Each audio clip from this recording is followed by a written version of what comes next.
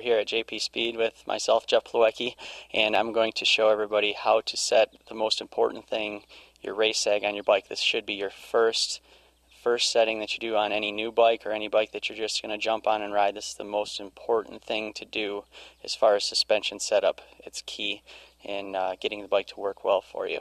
The first thing you need to do is have the proper tools. You need to have some kind of sag measuring tool.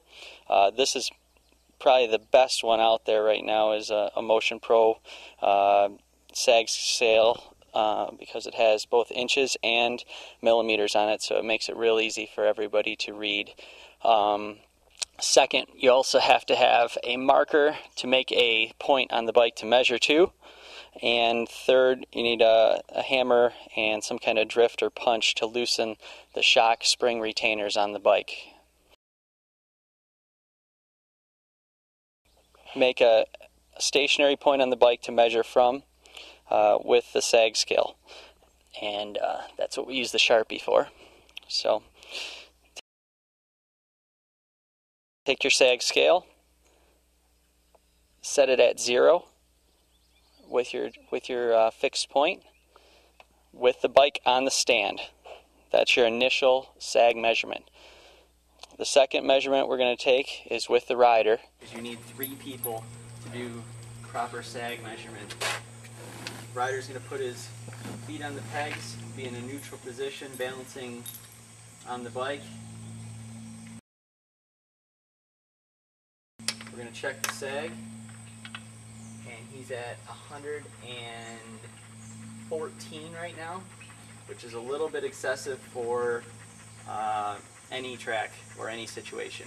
We ideally want to be right around 108 in full gear with a sand track, 105 on a normal track, and 102 on a real hard pack, tighter track. So we need to adjust the spring now. The spring, we first need to loosen the top retainer on the shock spring. There's a locking ring and there's the adjuster ring. So we're going to back the locking ring off in a counterclockwise direction, and then we can adjust the spring tighter clockwise. It's backed off. You should be able to adjust this by just turning the shock spring.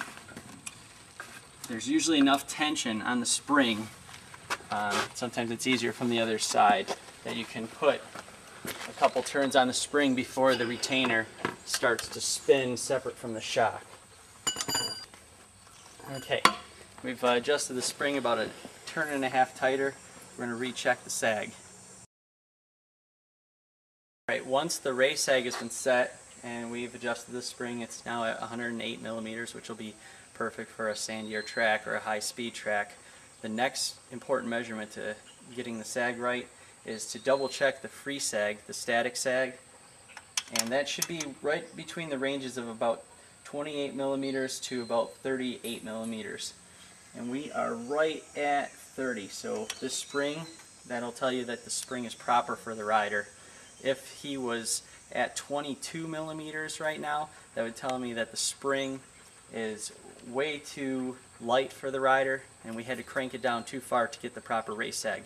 If we were looking at a 42 millimeter measurement, we would know the spring's too stiff and we had to back the spring off to where there's almost not enough tension on it to get the proper race sag for the rider.